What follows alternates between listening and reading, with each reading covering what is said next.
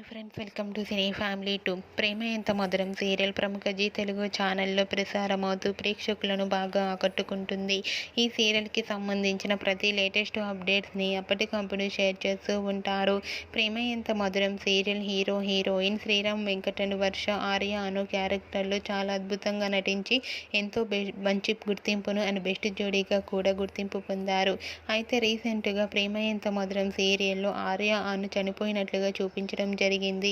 And అలాగే ఆర్యను మళ్ళీ పుట్టి పెరిగి పెద్దయ్యాక గౌరీ శంకర్లుగా మనందరికీ పరిచయం కాబోతున్నారు.